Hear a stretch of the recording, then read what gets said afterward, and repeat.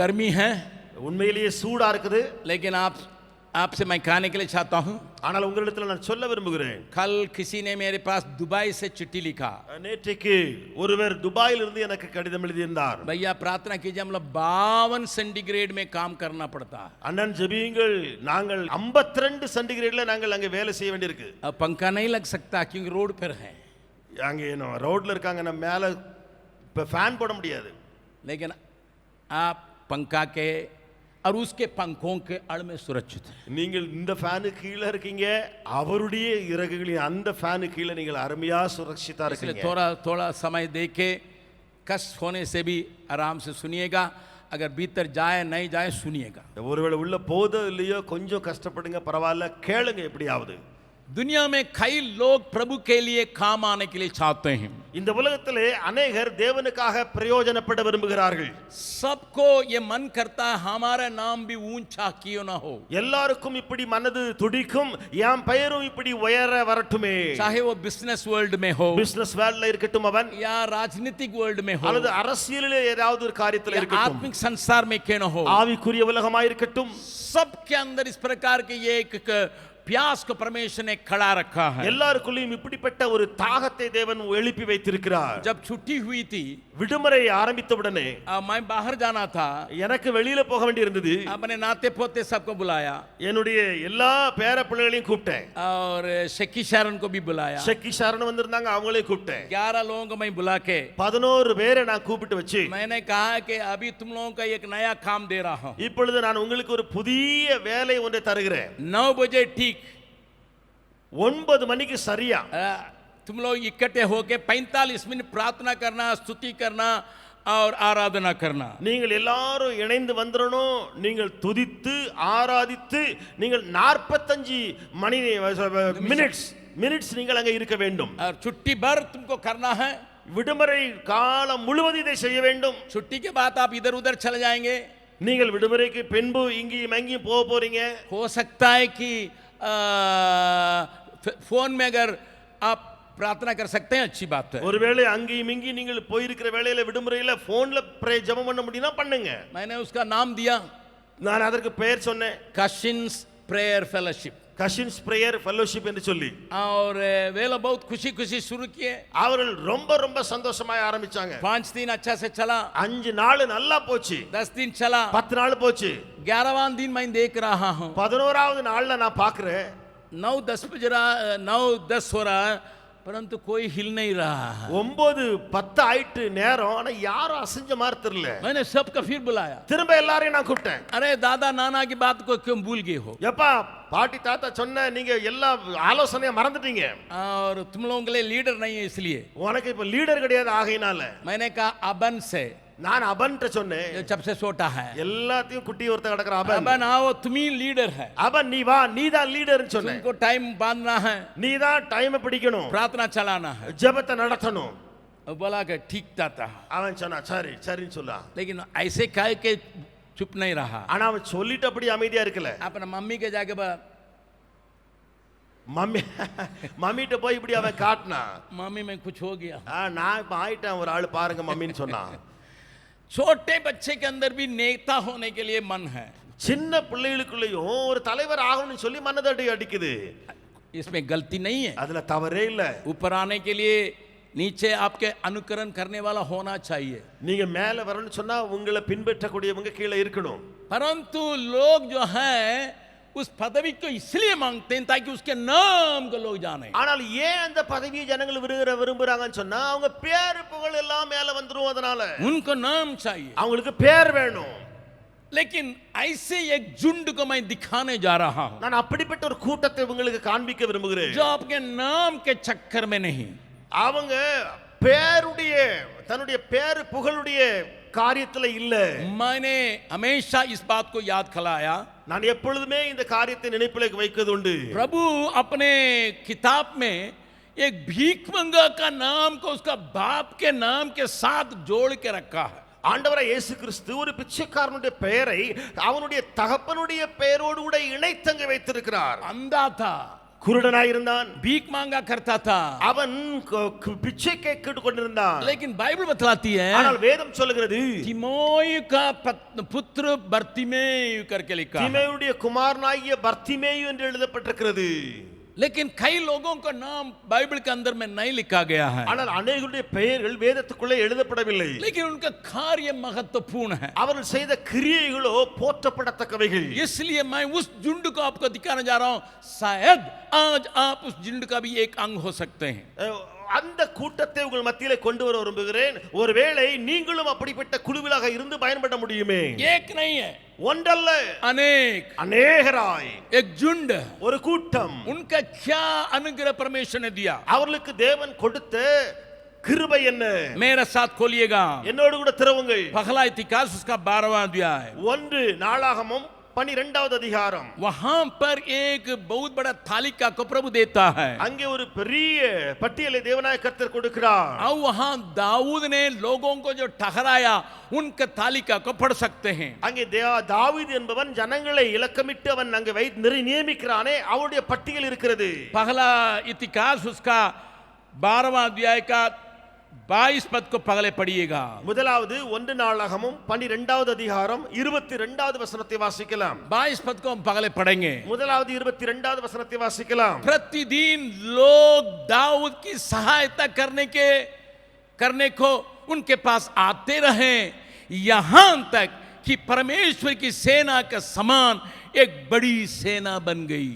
அக்காலத்திலே நாளுக்கு நாள் தாவீதுக்கு உதவி செய்யும் மனுஷர் அவனிடத்தில் வந்து சேர்ந்தபடியால் அவர்கள் தேவ சேனையை போல மகா சேனையானார்கள். एक महत्वपूर्ण बात को मैं आपसे कहने के लिए चाहता हूं, மிக முக்கியமான காரியத்தை உங்களிடத்தில் சொல்ல விரும்புகிறேன். यहां पर दाऊद राजा बना है। இங்கே தாவீது ராஜாவாயிருக்கிறான். दाऊद राजा बनने से उसकी ताकत कैसा प्रभु बढ़ा रहा है, தாவீது ராஜாவான பின்பு அவனுடைய பலத்தை கர்த்தர் எப்படி கூட்டுகிறார், उसकी सेना का बल को कैसा बढ़ा रहा है, சேனையினுடைய பலத்தை கர்த்தர் எப்படி கூட்டுகிறார். मैं उस वचन को फिर पढ़ने जा रहा அந்த हूं। வசனத்தை திரும்ப வாசிக்க விரும்புகிறேன். प्रतिदिन लोग दाऊद की सहायता करने को उसके पास आते रहे, यहां तक कि परमेश्वर की सेना के समान एक बड़ी सेना बन गई। அக்காலத்திலே நாளுக்கு நாள் தாவீதுக்கு உதவி செய்யும் மனுஷர் அவனிடத்தில் வந்து சேர்ந்தபடியால் அவர்கள் தேவ சேனை போல மகா சேனையானார்கள். कैसा वो महासेना बन गई भैया, எப்படி ஐயா மகா பெரிய சேனை ஆயிற்று? वे अपने से आए थे। அவர்கள் தாங்களாக வந்தார்கள். The difference between an anointed leader and an appointed leader, you can see here. I want to tell you, मैं आपसे कहने के लिए चाहता हूं, ये एक अभिषिक्त अगुवा और एक अपॉइंटेड अगुवा, उन दोनों का फर्क को दिखाऊंगा. भाई बहन, சகோதர சகோதரியே, आप में से कई लोग सेवकाई में हैं, உங்களிலே अनेகர் ஊழியத்தில் இருக்கிறீர்கள். लेकिन प्रभु का अभिषेक आपके लिए ज्यादा आवश्यकता है। உங்களுக்கு தேவனுடைய அபிஷேகம் அதிகமாக தேவைப்படுகிறது. आपको मालूम है, दाऊद जब छोटा ही था, परमेश्वर ने उसको 16 उम्र में ही अभिषेक किया। நீங்கள் அறிந்திருக்கிறபடி தாவீது சின்ன பையனாய் 16 வயது நிரம்பி இருக்கும் பொழுதே தேவனாய கர்த்தர் அவனை அபிஷேகித்தார். मेरे जवान बच्चे, என்னுடைய வாலிப பிள்ளைகளே, मेरी बेटियां, என்னுடைய மகள்களே, कान खोल के सुन लो, செவிகளை திறந்து கேள். दाऊद को परमेश्वर ने 16 बरस के अवस्था में अभिषेक किया था। தாவீதை தேவனாய கர்த்தர் 16 வயது இருக்கும் பொழுதே அபிஷேகம் பண்ணினார். उस 16 बरस की अवस्था में अभिषेक पाने के बाद அந்த 16 வயதிலே அபிஷேகம் பெற்ற பின்பு जरूर उसके भाई लोग उसको इज्जत नहीं किए। உண்மைதான், அவனுடைய சகோதரர்கள் அவனுக்கு அங்கே கொடுக்க வேண்டிய கனத்தை கொடுக்கவில்லை. उसका बाप ने नहीं दिया, அவனுடைய தகப்பனும் கொடுக்கவில்லை. अभिषेक बाप और उनके भाइयों के बीच में किया गया था सामुएल के द्वारा। சாமுவேல் மூலமாய் அபிஷேகம் பண்ணப்பட்ட அந்த தாவீதுக்கு தான் அபிஷேகம் செய்யப்பட்டது. அவனுடைய சகோதரர்களுக்கு மத்தியில் அபிஷேகம் பண்ணப்பட்டான் राजा के रूप में, ராஜாவாக. परंतु ஆனால் उसका बाप ने फिर उसको भेज दिया भेड़ बकरी चराने के लिए। அவனுடைய தகப்பனோ அவனை திரும்ப ஆடுகளை மேய்க்க அனுப்பிவிட்டார். Nobody understood the anointing upon him. उसके ऊपर का अभिषेक को कोई समझा नहीं था. जब तक गोलियत को उसने सामना नहीं किया, எதுவரைக்கும் கோலியாத்தை வென்று வீழ்த்தவில்லையோ அதுவரைக்கும் தாவீதுக்கு அந்த பாடுதான். शायद आपके ऊपर का अभिषेक को लोग ध्यान नहीं देते होंगे, ஒருவேளை உங்கள் மேலே உள்ள அபிஷேகத்தை ஜனங்கள் கண்டு கொள்ளாமல் இருக்கலாம். लेकिन एक वक्त आया जब 30 बरस का हुआ, ஆனால் ஒரு காலம் வந்தது அவனுக்கு 30 வயதான போது परमेश्वर ने उसको राजा होने के लिए उठाया. தேவனாய் கர்த்தர் அவனை ராஜாவாக உயர்த்தினார். जब उसको राजा होने के लिए ठहराया गया, அவனை ராஜாவாக அங்கே நியமிக்கப்பட்ட போது तुरंत தனே पराक्रमी उसके पास अपने आप आने लगे. பராக்கிரமசாலிகள் அவனோடு கூட ஒட்டிக்கொள்ள வந்து சேர்ந்தார்கள் தானாக. उसके अंदर का अभिषेक लोगों को आकर्षित करता था. அவனுக்குள்ளே இருந்த அபிஷேகம் ஜனங்களை இழுத்தது. मैं हमेशा एक बात को कहता हूं, நான் எப்பொழுதுமே ஒரு காரியத்தை சொல்லுவதுண்டு. सुलेमान की बातों को आप याद करते होंगे. சாலமோனுடைய காரியங்களை நீங்கள் நினைவு கொண்டிருக்கலாம். 2 माला को किसी ने सेबा की रानी ने लाकर रखी. அங்க 2 மாலை அங்கே சேபாவுடைய ராணி வந்து கொண்டு வந்து வைத்தாள். वो बनावट का एक फूल का माला है. அந்த மாலை இருக்கிறதே அது செய்து தயாரிக்கப்பட்ட ஒரு दूसरा ஆரம்பிக்கப்பட்டது. ओरिजिनल फूल का माला है. இன்னொன்னு ஒரிஜினலா உள்ள பூக்கள் நிறைந்த மாலை. कोई फर्क नहीं दिखाई पड़ता था. ரெண்டுக்குமே வித்தியாசம் காணவில்லை. बिल्कुल समान है. ஒன்று போல இருக்கிற 2 மாலைகள். और रानी ने जाके सुलेमान से पूछा, ராணி போய் சாலமோனிடத்தில் கேட்டாள், तुमको इसको छूना नहीं है, நீ இதை தொடக்கூடாது ஐயா, सूंघना नहीं है, அதை நுகரக்கூடாது. बतलाओ ये कौन है सही माला और नकली माला. இந்த பூக்கள் உள்ள மாலையிலே எது உண்மையான பூக்கள் உள்ள மாலை, எது அது சரியான மாலை அல்ல. सुलेमान 1 सेकंड भी सोचा नहीं. சாலமோன் 1 செகண்ட் கூட யோசிக்கல. इतिहास में लिखा है, வரலாற்றில் எழுதப்பட்டிருக்கு, वो जाके खिड़की खोल दिया. அவன் போய் ஜன்னலை திறந்தான். वो रानी सोचने लगी मैं माला का पहचानने के लिए कहता हूं, ये खिड़की खोल रहा है. நான் ராணி நினைச்சா நான் மாலை எது உண்மையான மாலைன்னு சொல்ல கேட்டான். சொன்னா இவன் போய் ஜன்னலை திறக்கிறான் பாரு. जैसा खिड़की खोल गया, எப்படி ஜன்னல் திறக்கப்பட்டதோ मधुमक्खियां आके ओरिजिनल फूल के चारों तरफ घूमने लगे. அந்த தேனீச்சிகள் வந்து ஒரிஜினல் மாலை பூ இருக்கிறதே அதை சுத்தி சுத்தி வட்டமிட்டன. और कहने लगे यही ओरिजिनल है. சொல்ல இதான் ஒரிஜினல் என்று சொல்ல ஆரம்பித்தார். सेबा का रानी एकदम चकित हो गई. சேபாவின் ராணி ஆச்சரியப்பட்டாள். उसी प्रकार அப்படியே जिसके ऊपर अभिषेक है, யார் மேல் அபிஷேகம் இருக்கிறதோ लोगों को आकर्षित करता है. ஜனங்களை அவன் ஈர்க்கிறான். इसके लिए उसको प्रयत्न करने की आवश्यकता नहीं. இதற்காக அவனுக்கு பாடுபட வேண்டிய அவசியமே இல்லை. मैं आपको साउल को भी दिखाने के लिए जा रहा हूं. நான் உங்களுக்கு சவுலையும் காண்பித்து கொடுக்க விரும்புகிறேன். पहला सामुएल 1 சாமுவேல் उसका 13वां अध्याय. 13வது அதிகாரம். पहला सामुएल उसका 13वां अध्याय. 1 சாமுவேல் 13. साउल की तरीका को आप देखिए. சவுலுடைய முறைமை கொஞ்சம் பாருங்கள். सॉरी 14 अध्याय 14 மன்னித்துக் கொள்ளுங்கள் 14ஆம் அதிகாரத்திலே 52 पद को पढ़ेंगे. 52வது வசனத்தை வாசிக்கலாம். आखिरी पद पहला सामुएल उसका 14 अध्याय का 52 पद. 1 சாமுவேல் 14ஆம் அதிகாரத்தினுடைய கடைசி பகுதி கடைசி வசனம் 52. साउल जीवन भर फिलिस्तियों से संग्राम करता रहा. जब जब साउल को कोई वीर या अच्छा योद्धा दिखाई पड़ा, तब तब उसने उसे अपने पास रख लिया.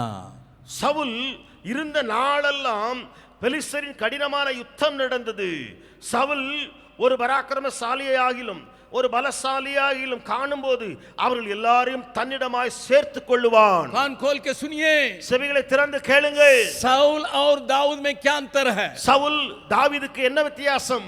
साउल अगर कोई अच्छे योद्धा को देखेगा, சவுல் ஒரு நல்ல போர் வீரனை கண்டால், चलो मेरे साथ काम ஏ करो. நீ வா என் கூட வந்து வேலை செய்ப்பா, अगर अच्छा रहेगा, அது நல்லா இருக்குப்பா உனக்கு. निपुण लोगों को अपने पास वो बुला लेता था. அவன் நிபுணர்களை திறமைசாலிகளை தன்னிடத்தில் வைத்துக் கொள்ளுவான். आइए ना यार, ஏப்பா எங்களிடத்துல வந்துருங்க, मेरे साथ मिलके काम என்னோடு करो. கூட இணைந்து நீ வேலை செஞ்சிராப்பா. That is an appointed king. ஓ அப்பாயிண்டட் ராஜா ரகா. लेकिन दाऊद ஆனால் தாவீதோ अभिषिक्त पुरुष है. அவன் அபிஷேகம் பண்ணப்பட்ட புருஷன். कान खोल के सुनना, செவிகளை திறந்து கேளுங்க. अगर आपके अंदर असली पवित्र आत्मा काम करेगा, உங்களுக்குள்ளே உண்மையாகவே பரிசுத்த ஆவியானவர் வேலை செய்வார் என்றால், अच्छे अच्छे लोग आपके साथ काम करने के लिए खुद चले आएंगे. நல்லவர்கள் உங்களோடு கூட வேலை செய்ய தானாக வருவார்கள். बुलाने की आवश्यकता नहीं पड़ेगा, அவர்களை போய் அழைக்க வேண்டிய அவசியம் இல்லை. इधर उधर ढूंढने की आवश्यकता नहीं இங்கே पड़ेगा. போய் தேட வேண்டிய அவசியம் இல்லை. That is why मैं हमेशा कहता हूं, increase your anointing. ஆகையினால எப்பொழுதுமே நான் சொல்லுவதுண்டு, आपके अभिषेक को बढ़ाइए. लोग इस तरीका को नहीं जानते हैं. ஜனங்கள் இந்த முறையை கண்டுகிடறதே கிடையாது. युद्ध का बड़े बड़े अच्छे योद्धाओं को, பெரிய பெரிய திறமைசாலிகள், उस वचन को देखिए कि थोड़ा सा, அந்த வசனத்தை கொஞ்சம் நல்லா பாருங்களே. जब जब साउल को कोई वीर या अच्छा दिखाई पड़ा, तब उसने उसे अपने पास रख लिया. சவுல் ஒரு பராக்கிரமசாலியாகிலும் ஒரு பலாசாலியாகிலும் காணும் போது அவர்கள் எல்லாரையும் தன்னிடமாய் சேர்த்துக் கொள்ளுவார். इसी प्रकार का झुंड दाऊद का जब बढ़ रहा था, இப்படிப்பட்ட கூட்டம் தாவீதுக்கு பெருகிக் கொண்டிருந்த வேளையிலே उसमें अनेक लोगों का नाम दिया गया है. அதிலே अनेகருடைய பெயரிடப்பட்டிருக்கிறது. पहला इतिहास का 12वां अध्याय में आप अनेक लोगों का नाम देख सकते हैं. ஒன்று நாளாகமம் 12வது அதிகாரத்திலே நீங்கள் अनेகருடைய பெயரை பார்க்க முடியும். अनेक झुंडों को भी देख सकते हैं. अनेक கூட்டத்தாரையும் அங்கே பார்க்க முடியும். एक दो वचन को मैं दिखा रहा हूं. ஒன்று ரெண்டு வசனங்களை நான் காண்பிக்கட்டும். पहला इतिहास उसका 12वां अध्याय, ஒன்று நாளாகமம் 12வது அதிகாரம் 24 पद को देखिएगा. 24ஆம் வசனத்தை பாருங்கள். ना 23 पद को पढ़े. 23 சாரி 23ஐ வாசிக்கலாம். फिर लोग लड़ने के लिए हथियार बांधे हुए हेब्रोन में दाऊद के पास इसलिए आए कि यहोवा के वचन के अनुसार साउल का राज्य उसके हाथ में कर दें. கர்த்தருடைய வாக்கின்படியே சவுலின் ராஜ்யபாரத்தை தாவீதினிடமாய் திருப்ப எபிரோனில் இருக்கிற அவனிடத்துக்கு வந்த யுத்த சன்னத்தாராகிய தலைவரின் லக்கமானவன். It is not anointing alone, ये सिर्फ अभिषेक नहीं है, but the word of God. परंतु परमेश्वर का वचन. अभिषेक और वचन, அபிஷேகமும் வசனமும் वचन और अभिषेक मिल जाने से வசனமும் அபிஷேகம் இணைகிற வேளையிலே परमेश्वर के ठहराए हुए व्यक्ति के पास और लोग अपने आप खींचे जा रहे हैं. தேவனால் அங்கே வைக்கப்பட்டிருக்கிற அந்த மனிதனை தேடி ஜனங்கள் தானாக வந்து விடுகிறார்கள். और वहां उन लोगों का झुंड के बारे में लिखा है. அங்கே பட்டியலிடப்பட்டிருக்கிறது அவருடைய வந்த கூட்டத்தார் யார் யார். 24 पद को पढ़िएगा. 24ஆம் வசனத்தை வாசியுங்கள். युद्धा के ढाल और भाला लिए हुए 6800 हथियार बंद लड़ने को आए. யூதா புத்திரரில் பரிசையும் ஈட்டியும் பிடித்து யுத்த சன்னத்தரானவர்கள் 6800 பேர். इस प्रकार एक एक गोत्र से जब लोग आए, இப்படி ஒவ்வொரு கோத்திரத்திலிருந்து ஜனம் வந்தபோது एक गोत्र का नाम है इस्साकार. ஒரு கோத்திரத்தினுடைய பெயர் இசக்கார் என்பது. और उसके बारे में क्या लिखा है, அதை குறித்து என்ன எழுதியிருக்கிறது? और देखिएगा 32वां पद को देखिएगा. பாருங்கள் 32வது வசனத்தை. इस्साकारियों में से जो समय को पहचानते थे कि इज़राइल को क्या करना उचित है, उनके प्रधान 200 थे और उनके सब भाई उनकी आज्ञा में रहते थे. இசக்கார் புத்திரரில் இஸ்ரவேலர் செய்ய வேண்டியது இன்னதென்று அறிந்து காலங்களுக்கு தகுந்த யோசனை சொல்லத்தக்க தலைவர்கள் 200 பேரும் இவர்கள் வாக்குக்கு செவி கொடுத்த இவர்களுடைய எல்லா சகோதரருமே. इस्साकार के परिवार से आए हुए लोगों के बारे में एक विशेष बात यहां जुटी गई है. இசக்கார் புத்திரரில் வந்திருக்கிறாங்களே அவர்களை குறித்து விசேஷித்த ஒரு காரியம் போடப்பட்டிருக்கு. क्या है? என்ன इनका खूबी क्या है? இவருடைய திறமை என்ன? समय को पहचानने वाले, அவர்கள் காலத்தை அறிகிறவர்கள். समय को पहचानने वाले, காலத்தை அறிந்து கொள்கிறவர்கள். और उस समय में इज़राइल को क्या करना उसको सिखाने वाले. அந்த காலத்தை அறிந்து இஸ்ரவேலுக்கு தகுந்த யோசனை கொடுக்கிறவர்கள். बगल वाला का हाथ पकड़ के बोलिए, பக்கத்துல கரங்களை பிடித்து சொல்லுங்கள். इन 200 लोगों का नाम मालूम नहीं है. இந்த 200 பேர் பெயர் தெரியாதுயா. शायद आपका नाम लोग नहीं जानते होंगे, ஒருவேளை உங்க பெயர் ஜனங்கள் தெரியாமல் இருக்கலாம். लेकिन आपके अंदर ஆனால் உங்களுக்குள்ளே ये खूबी हो सकता है. இந்த திறமை இருக்கலாம். क्या खूबी? அது என்ன திறமை? समय का पहचान. காலத்தை அறிந்து கொள்ளுதல். जब मैं भूटान में एक जगह देखने के लिए गया था, பூட்டான்ல நான் ஒரு இடத்தை பார்க்க போனபோது एक इंग्लैंड का आदमी, एक और ही इज फ्रॉम अमेरिका, 2 जन, இங்கிலாந்து சேர்ந்த ஒருத்தர் இன்னொருத்தர் அமெரிக்கால இருந்து வந்த 2 பேர் बहुत बड़ा एक फार्म को वेला बना रहे हैं, ग्रीन हाउसेस को बना रहे हैं. அங்கே அவர்கள் ஒரு பெரிய ஃபார்ம் கிரீன் ஹவுசஸ் அவங்க உண்டாக்கிட்டு இருக்காங்க. और उनकी काम में वे जारी थे. அவர்கள் அங்கே தங்களுடைய வேலைக்கு அவங்க போய் கொண்டிருந்தாங்க. उनका काम को देखने के लिए मैं गया 3 घंटा यात्रा करके. 3 மணி நேரம் பிரயாணம் பண்ணி அவங்க வேலை என்ன சொல்லி பார்க்க நான் போனேன். क्योंकि मैंने सोचा भूटान में अगर हमारा लोग जाना है, उनको कुछ एग्रीकल्चर के बारे में जानकारी अच्छा होने से उनको रास्ता खोलता है। ஏனென்று சொன்னால் பூட்டானை சேர்ந்த ஜனங்களுக்கு பார்க்கும் பொழுது அந்த அக்ரிகல்ச்சரை குறித்து நல்ல அறிவு உடையவங்களுக்கு அங்க நல்ல வழி திறந்துரும் வேலை செய்ய. इसलिए मैंने उनके काम को देखने के लिए गया। ஆகையினால அவங்க வேலை என்னன்னு சொல்லி பார்ப்பதற்கான போனேன். और जब हमारी गाड़ी वहां पहुंची, எங்களுடைய வண்டி அங்கே போய் சேர்ந்த உடனே एक काम हुआ। ஒரு காரியம் நடந்துச்சு. क्या काम हुआ मालूम? நடந்த என்ன தெரியுமா? पूरा छोटा छोटा कीड़ा जैसा, एक मक्खी जैसा आके हमारा आंख को अटैक कर रहा था। சின்ன சின்ன அந்த ஈ அல்லது பூச்சி போல பெரிய கூட்டம் வந்து என்னுடைய கண்களை தாக்க ஆரம்பித்தது. हम लोग 4 जन थे, நாங்க 4 பேர் இருந்தோம். चारों को पकड़ने लगा। 4 பேரையும் அது வந்து கொட்டிக்கிட்டு பிடிக்குது. हम लोग खिला रहे हैं, उंडुला रहे हैं, कुछ नहीं हो रहा। நாங்க கையை அசைச்சு பார்த்தாலும் ஒண்ணும் நடக்கல. तब तक में वे लोग आए, அதுக்குள்ள அவங்க வந்துட்டாங்க 2 பேரும். वे दोनों कहने लगे, அவர்கள் சொன்னாங்க, भैया इस सीजन में ये लगता है, இந்த சீசன்ல அண்ணே இந்த பூச்சி எல்லாம் வரும். इसलिए हम लोग ऐसा एक कवच जैसा पहन के चल काम करते हैं। ஆகையால நாங்கள் ஒரு கவசம் மாதிரி இப்படி போட்டுக்கிட்டு தான் இங்க நடக்கிறோம். इस सीजन को हम लोग पहचानते हैं, இந்த காலத்தை நாங்க அறிஞ்சிருக்கோம். उसके अनुसार अपने को तैयार कर लेते। அதன் அடிப்படையில் எங்களை நாங்கள் ஆயத்தப்படுத்திக் கொள்வோம். तभी मुझे मालूम हुआ, அப்பதான் எனக்கு தெரிஞ்சது. हमको पहले मालूम नहीं था। எனக்கு முன்னால தெரியாம இருந்துச்சு. दौड़ा देखने के बाद वहां से हम लोग भाग आए। கொஞ்சம் தான் பார்த்தோம், உடனே நாங்கள் ஓடி பின்னாடி வந்தாச்சு. मालूम पड़ता आंख उकाल के ले जाएगा। அப்படி தெரிய வந்துச்சு, கண்ணையே தோண்டி எடுத்துட்டு போயிருவாங்க போல தெரியுது இந்த பூச்சி. There are lot of seasons, बहुत सीजन है। अनेक இப்படிப்பட்ட காலங்கள் உண்டு.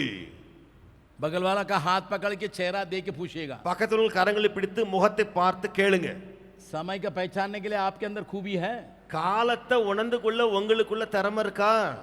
कोई कह रहा हम ज्योतिषी नहीं ना है। எப்பா நான் ஒன்னும் ஜோதிடன் இல்ல, மந்திரவாதி இல்லல்ல. ज्योतिष लोग कहता है, அந்த சாஸ்திரிகள் என்ன செய்வாங்க, अब ये शनि जो है अभी गुरु के घर में ज्यादा चला गया है, इसलिए आप जहां जाएंगे पहला गुरु चला जाएगा, फिर ये शनि जाएगी। இந்த சனி கிரகம் வந்து இப்பொழுது வியாழன் கிரகங்களுக்குள்ள போயிட்டு அந்த அங்க போன பிறகு அது போனாதான் திரும்ப இந்த சனி இங்க வரும். वे आकाश की बातों को और इन सारी ग्रह के ऊपर भरोसा रख के समय को पहचानने के लिए कोशिश करते हैं। அந்த ஜோதிடர்களோ சாஸ்திரிகளோ அந்த ஆகாயத்தில் நடக்கிற கிரகங்கள் மாற்றங்கள் அவைகளை வைத்து அவர்கள் தீர்மானிக்கிறார்கள். लेकिन बाइबल क्या बतलाती है? ஆனால் வேதம் என்ன சொல்லுகிறது? मेरे साथ खोलिए यिर्मयाह, என்னோடு கூட திரும்புங்கள் எரேமியா 10वां अध्याय 10வது அதிகாரம் दूसरा पद को देखेंगे। 2வது வசனத்தை பாருங்கள். यिर्मयाह 10वां अध्याय का दूसरा पद, எரேமியா 10:2 अन्य जातियों की चाल मत सीखो, न उनके समान आकाश के चिन्हों से विस्मित हो, इसलिए कि अन्य जाति लोग उनके विस्मित होते हैं। புறஜாதிகளுடைய மார்க்கத்தை கற்றுக்கொள்ளாதிருங்கள், வானத்தின் அடையாளங்களினாலே புறஜாதிகள் கலங்குகிறார்களே என்று சொல்லி நீங்கள் அவைகளாலே கலங்காதிருங்கள். भाई बहन, சகோதர சகோதரியே, बच्चे, பிள்ளைகளே, मेरा परमेश्वर जिंदा परमेश्वर का वचन यूं लिखता है, என்னுடைய ஜீவனுள்ள தேவனுடைய வசனம் இப்படி எழுதியிருக்கிறது, अन्य जातियों के समान पंचांग मत देखो शादी में। திருமணத்துல பிரஜாதியார் பார்க்கிறது போல பஞ்சாங்கத்தை பார்க்காதிருங்கள். इसका नक्षत्र नहीं बैठ रहा। அப்ப 2 பேருக்கும் நட்சத்திரம் சரி பொருத்தல்ல. महीना में 12 ही दिन, साल में 12 ही दिन है, 12 ही महीना है, வருஷத்துக்கு 12 மாதம் தான் இருக்கு. और ग्रह 9 है। கிரகங்களை பாத்தீங்கன்னா 9 கிரகங்கள் இருக்கு. आपके जन्मदिन दुनिया में लाखों लोग मनाते होंगे।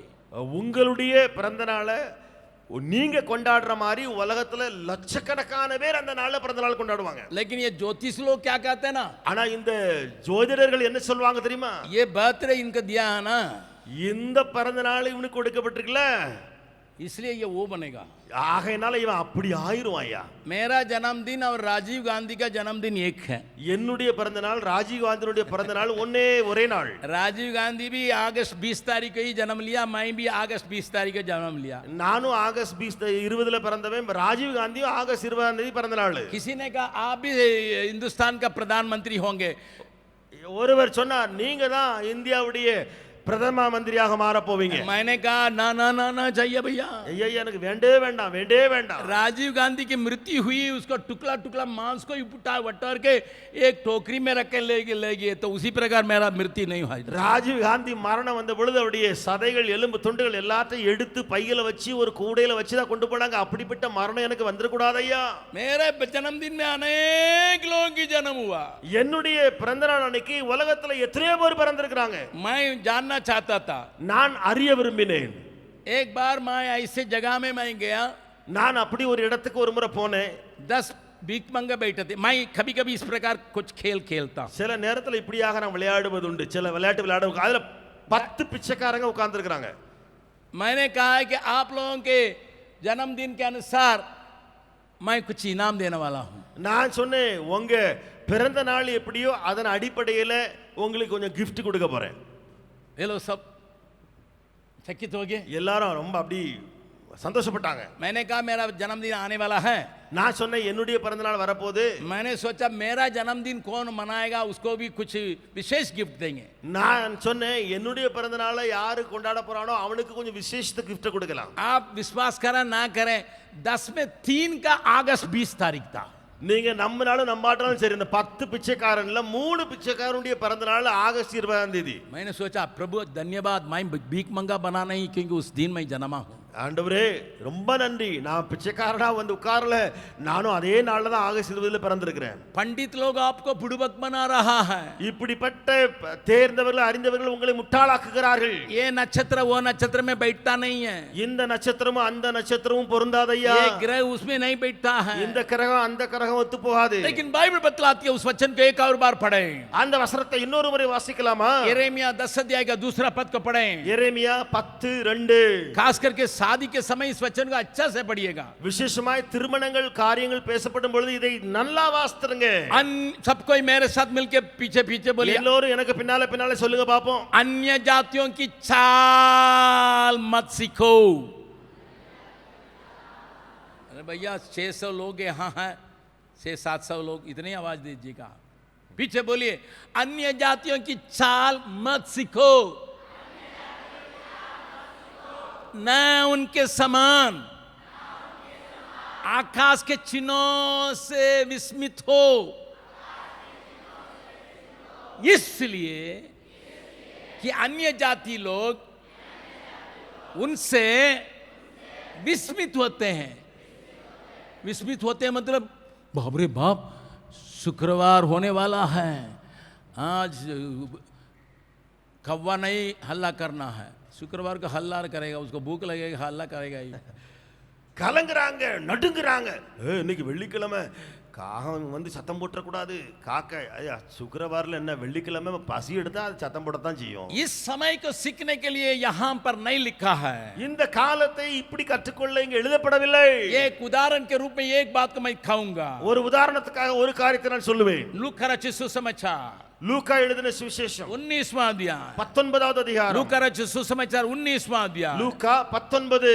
यहाँ एक बहुत बड़ा सेलिब्रेशन हो रहा है। இங்க ஒரு பயங்கரமான கொண்டாட்டம் நடைபெற்று கொண்டிருக்கிறது. लूका रचित सुसमाचार 19 अध्याय में यीशु राजा के रूप में वहां पर एक झुंड के साथ चले आ रहा है। இயேசு கிறிஸ்து லூக்கா 19 அதிகாரத்தில் ராஜாவாக ஒரு கூட்டத்தோடு கூட வருகிறார். वहां पर एक बात लिखी गई है, அங்கே ஒரு விஷயம் எழுதப்பட்டிருக்கிறது. और वहां पर क्या लिखा है, 38 पद को पढ़ेंगे। 38வது வசனத்தை வாசிக்கலாமா? लूका रचित सुसमाचार 19वां अध्याय का 38 पद। லூக்கா எழுதின சுவிசேஷம் 19வது அதிகாரம் 38. लोग चिल्ला रहे हैं, ஜனங்கள் எல்லாம் ஆர்ப்பரிக்கிறார்கள். धन्य है ஸ்தோத்தரிக்கப்படவர் वो राजा அந்த ராஜா जो प्रभु के नाम से आता है। கர்த்தருடைய நாமத்தினாலே வருகிறவர். स्वर्ग में शांति, பரலோகத்திலே சமாதானம், आकाश मंडल में महिमा हो। உன்னதத்திலே மகிமை உண்டாவதாக. इतना हल्ला कर रहे हैं, இவ்வளவாய் சத்தம் போடுறாங்க. बच्चे भी हल्ला कर रहे हैं, பிள்ளைகளும் புகழுகிறார்கள். और वहां के अधिकारी लोग क्या कहते हैं, 39वां पद। 39வது வசனத்துல அதிகாரிகள் என்ன செய்றாங்க பாருங்க. तब भीड़ में से कुछ फरीसी उससे कहने लगे, हे गुरु अपने चेलों को डांटो ना यार। அப்பொழுது கூட்டத்தில் இருக்கிற பரிசேயர் சிலர் அவரை நோக்கி போதகரே உம்முடைய சீஷரை அதட்டும் ஐயா. 40वां पद में क्या प्रभु उत्तर दिया है? 40 ஆண்டவர் கொடுத்த பதில் என்ன? उसने उत्तर दिया, அவர் பிரதியுத்தரமாக मैं तुमसे कहता हूं यदि ये चुप रहे तो पत्थर चिल्ला उठेंगे. இவர்கள் பேசாமல் இருந்தால் கல்லுகள் கூப்பிடும் என்று உங்களுக்கு சொல்லுகிறேன். बहुत बड़ा सेलिब्रेशन है, பயங்கரமான கொண்டாட்டம். इतना आवाज वहां उठ रही है, அவ்வளவாய் சத்தம் அங்கே எழும்புகிறது. शत्रु कांप रहा है, சத்ரு நடுங்குகிறார். यीशु का विरोध करने वाला कांप रहा है, இயேசுவை விரோதிக்கிறவர்கள் நடுங்கி தேய்க்கிறார்கள். उनसे वो थमा नहीं जा रहा है, அவர்களால் அது தாங்கிக் கொள்ள முடியவில்லை. और वे आके यीशु से कहते हैं, அவர்கள் வந்து இயேசுவினிடத்தில் சொல்லுகிறார்கள், उनको चुप कराइए ना. அவர்களை அதட்டும் ஆண்டவரே.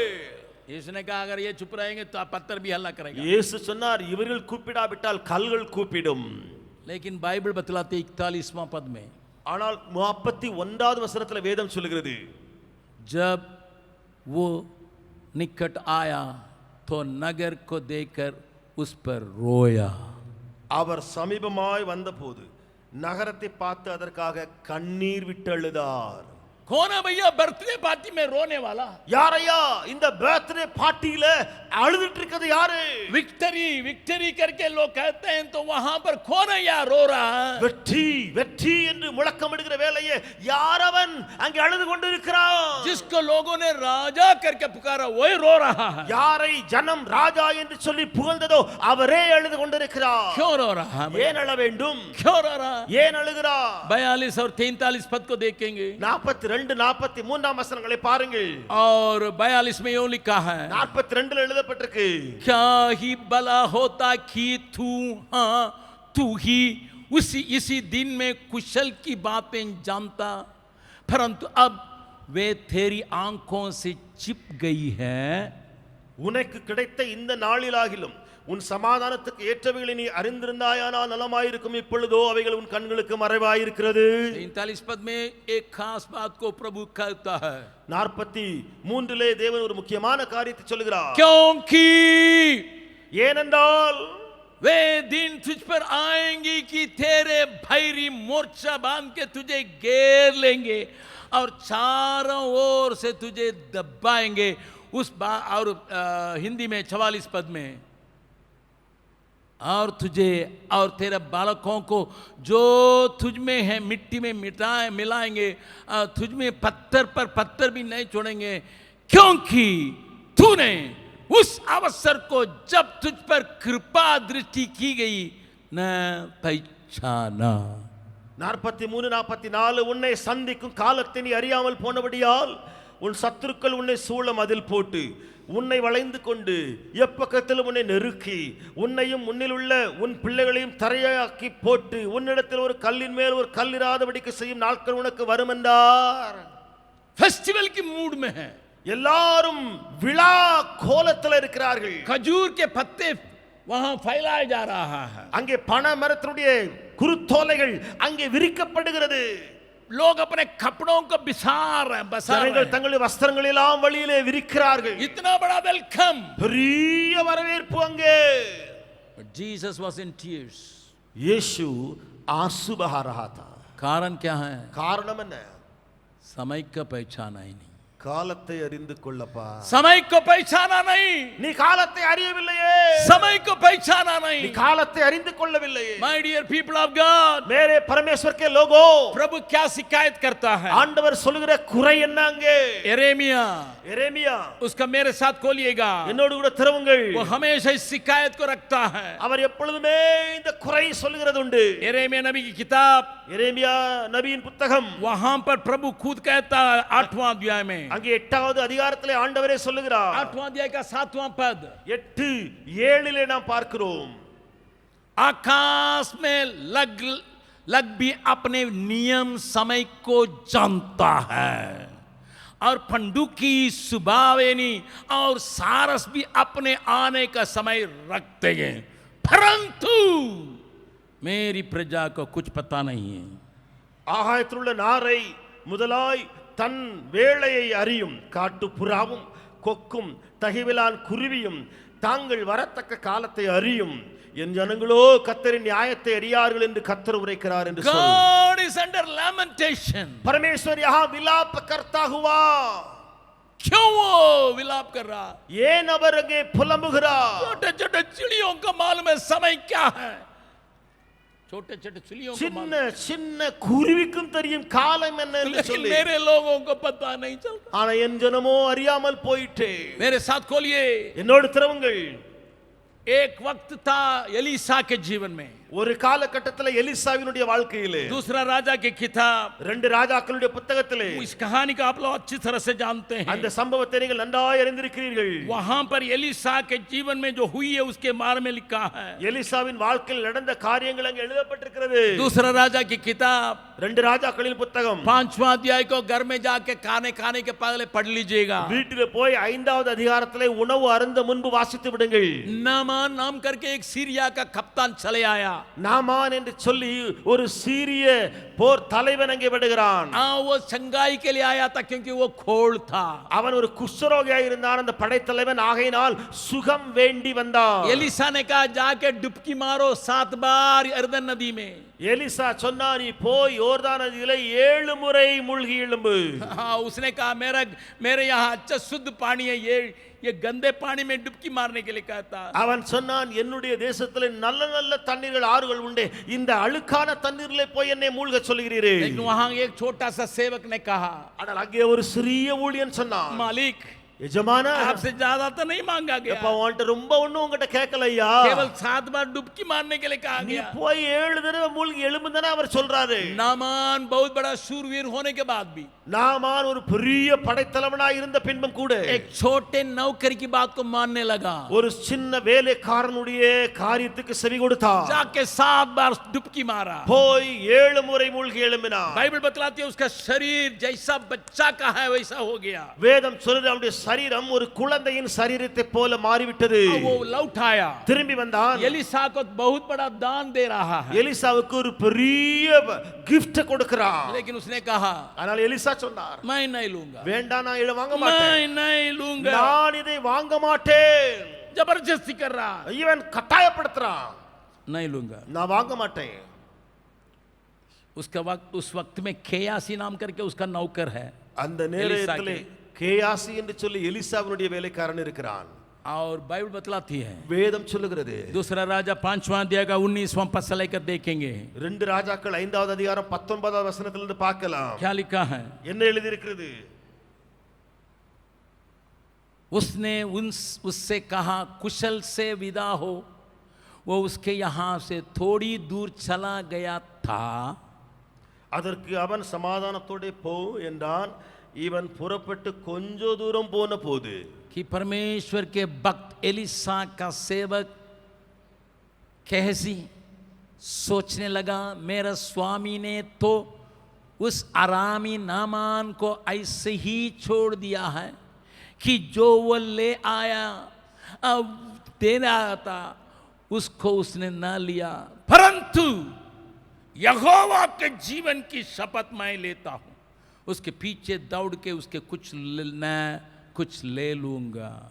தேவனுடைய மனுஷனாகிய எலிசாவின் வேலைக்காரன் கேயாசி என்பவன் அந்த சீரியனாகிய நாகமான் கொண்டு வந்ததை என் ஆண்டவன் அவன் கையில் வாங்காமல் அவனை விட்டு விட்டார். நான் அவன் பிறகே ஓடி அவன் கையில 7வது வாங்குவேன் என்று சத்துருடைய ஜீவன் மேல் ஆணையிட்டு पीछे दौड़ा, ஓடி போறான். பின்னால झूठ बोला போய் சொல்றான். और ले आया, கொண்டு வருகிறான், வாங்கி चांदी ले आया, வெள்ளியை கொண்டு வரான், नया कपड़ा ले आया, புதிய வஸ்திரங்களை கொண்டு வரான், अपना घर में जाके छिपा दिया. தன்னுடைய வீட்டுக்குள்ளே ஒளித்து வச்சு. अभी केयासी आ रहा है இப்பொழுது கேயாசி திரும்பி வர்றான் एलिसा के सामने. எலிசாவுக்கு முன்பதாக. 25वां पद को देखेंगे. 25வது வசனத்தை பாருங்கள். तब वो भीतर जाकर अपने स्वामी के सामने खड़ा हुआ. एलिसा ने उससे पूछा, हे केयासी तू कहां से आता है. उसने कहा, तेरा दास तो कहीं नहीं गया. பின்பு அவன் உள்ளே போய் தன் எஜமானனுக்கு முன்பாக நின்றான். கேயாசியே எங்கே இருந்து வந்தாய் என்று எலிசா அவனை கேட்டதற்கு அவன், உமது அடியான் எங்கும் போகவில்லை என்றான். एक अपराध के ऊपर दूसरा अपराध, ஒரு குற்றத்துக்கு மேல இன்னொரு குற்றம். जाके वहां झूठ बोला, नामान से, நாகமானிடத்துல போய் அங்கே போய் சொன்னவன், वहां से ले आया, घर में छिपाया, அங்க இருந்து கொண்டு வந்து வீட்டுக்குள்ள ஒளிச்சு வச்சவன், अभी यहाँ मालिक के सामने झूठ बोल रहा है। இப்பொழுது எஜமானுக்கு முன்பதாக பொய் சொல்றான்। बच्चे बगल वाला का हाथ पकड़ के बोलिए, பிள்ளைகளே பக்கத்துல கரங்களை பிடித்து சொல்லுங்கள், झूठ झूठ को पैदा करता है। பொய் பொய்யை பிறப்பிக்கும்। खरगोश कितना बच्चा पैदा करता है? முயல் எத்தனை குட்டி போடும்? बोलिए, சொல்லுங்க। कम से कम 10। குறைஞ்சபட்சம் 10 குட்டி போடும்। और सुअर कितना बच्चे का पैदा करता है? பன்றி எத்தனை குட்டி போடும்? उसको दूध देने का थन जो है केवल 8 है, लेकिन करता है 12 ठो। इसलिए बच्चे लड़ते हैं, किसका मिले दूध। பால் கொடுக்கிற முளைகளை பார்த்தீங்கன்னு சொன்னா அந்த முளைகள் 8 தான் இருக்கும், ஆனா அது பெத்து போட்டுக்கிட்டே இருக்கும்। அங்கே போய் பிள்ளைகள் எல்லாம் முரண்டி பிடிச்சிக்கிட்டு எங்க குடிக்கலாம்னு சண்டை போட்டுட்டு இருக்கும்। फिर से आंख में आंख मिला के बोलिएगा, திரும்ப கண்ணு மேல கண்ணை பார்த்து வச்சு சொல்லுங்க। एक झूठ बोलोगे ஒரு பொய்ய சொன்னா फिर वो 10 पैदा करेगा, அது 10 பிறப்பிச்சிரும்। तो 10 12 टा पैदा करेगा। அந்த 10 12 பிறப்பிச்சிரும்। फिर तुम झूठ से घेरे रहोगे। திரும்ப நீ பொய்யால சூழப்பட்டு கொண்டே போயிருவே। सुलेमान ने क्या कहा मालूम है? சாலமன் என்ன சொன்னார் தெரியுமா? पढ़िएगा, வாசியுங்கள்। नीति वचन நீதிமொழிகள் 27 अध्याय, 27வது அதிகாரம், नीति वचन 27वां अध्याय। நீதிமொழிகள் 27। वहां पर एक शब्द अरूम बहुत सुंदर ढंग से लिखा है। அங்கே மிக அருமையாக எழுதப்பட்டிருக்கிற ஒரு காரியத்தை பாருங்கள்। और वहां पर सुलेमान बहुत जांच बूझ के लिखा है। அங்கே சாலமோன் என்பவன் நன்றாய் அறிந்து உணர்ந்து எழுதுகிறான்। अगर कोई अगुवे झूठ के लिए अपने कान लगाएंगे, सॉरी 29:12 29 29வது அதிகாரம் 12வது வசனம் क्या लिखा है? என்ன எழுதப்பட்டிருக்கு? जब हाकिम झूठी बात की ओर कान लगाता है, तब उसके सब सेवक दुष्ट हो जाते हैं। அதிபதியானவன் பொய்களுக்கு செவி கொடுத்தால் அவன் ஊழியக்காரர் யாவரும் துன்மார்க்கராவார்கள்। ये अतिथि के जगह पर लीडर लिख दीजिएगा। आप ये चोरी हो सकते हैं, किसी इंस्टीट्यूशन का हेड हो सकते हैं, किसी झुंड का हेड हो सकते हैं। वहां पर लिखा है, अगर हाकिम झूठी बातों पर कान लगाएगा, இங்க அதிபதிங்கிற இடத்துல ஒரு லீடரை போட்டுருங்க, ஒரு குரூப் லீடரோ ஒரு இதுக்கு லீடரோ ஏதாவது ஒரு தலைவன் சொல்லி அதை போட்டுருங்க। அவர்கள் பொய்க்கு செவி கொடுத்தா आपके नीचे रहने वाले, आपके हाथ में दिए वाले सब लोग दुष्ट ही बनेंगे। அவனுடைய ஊழியக்காரர் அல்லது உங்களுடைய கையில் வேலை செய்கிற எல்லா கீழானவர்களும் துன்மார்க்கராவார்கள்। नामान के सामने झूठ बोला, अभी एलिसा के सामने भी झूठ बोलने के लिए उसका हिम्मत हो गया। நாகமானுக்கு முன்னால போய் சொன்னவன் இப்பொழுது பாருங்க பொய் எங்க போய் நிக்குதுன்னு பெருசாகி தன்னுடைய எஜமானுக்கு முன்னால போய் சொல்ற அளவுக்கு மாறிட்டான்। तुरंत एलिसा ने क्या उत्तर दिया? உடனே எலிசாவுடைய பதில பாருங்க। दूसरा राजा 5वां अध्याय 2 ராஜாக்கள் 5வது அதிகாரம் 26-27 पद को देखेंगे। 26 27 வசனங்களை பார்க்கலாம்। 2 Kings 5th chapter 26 and 27। 2 ராஜாக்கள் 5 26 27 வசனங்கள்। वहां पर यूं लिखा है, அங்க இப்படி எழுதி இருக்கிறது, एलिसा ने कहा, जब वो पुरुष अर्थात नामान इधर मुंह फेर कर तुझसे मिलने को अपने रथ पर से उतरा, तब से वो पूरा हाल मुझे मालूम था। क्या ये समय अंडरलाइन करने का है? ये समय अंडरलाइन करने का आदत है, लिखिए ये समय चांदी या वस्त्र या जैतून या दाख की बारियां, भेड़ बकरियां, गाय बैल, दास दासियां का लेने का है। அப்பொழுது அவன் இவனை பார்த்து, அந்த மனுஷன் உனக்கு எதிர்கொண்டு தன் ரதத்திலிருந்து இறங்கி திரும்புகிற போது என் மனம் உன்னுடனே கூட செல்லவில்லையா? பணத்தை வாங்குறதற்கும் வஸ்திரங்களையும் ஒலிவ தோப்புகளையும் திராட்சை தோட்டங்களையும் ஆடு மாடுகளையும் வேலைக்காரரையும் வேலைக்காரிகளையும் வாங்குகிறதற்கும் இது காலமா? நீங்கள் அண்டர்லைன் பண்ணக்கூடிய உங்களுக்கு பழக்கம் இருக்கும் என்று சொன்னால் இது காலமா, இது காலமா, அடிக்கோடிடுங்கள். இதிலே 27वां पद, 27வது வசனம். इस कारण, ஆகையால் you don't understand the time. ए तुम्हें समय के बारे में पता ही नहीं चला. Listen my brother, मेरे भाई सुनिए. listen my sister. मेरी बहन सुने. आपने समय का नहीं पहचाना. நீங்க காலத்தை நீங்க அறியலையே. इस कारण ஆகையினால नामान का खोल तुझे और तेरे वंश को सदा लगा रहेगा. तब वो हिंसा श्वेत खोली होकर उसके सामने से चला गया. ஆகையால் நாகமானின் குஷ்டரோகம் உன்னையும் உன் சந்ததியாரையும் என்றைக்கு பிடித்திருக்கும் என்றான்.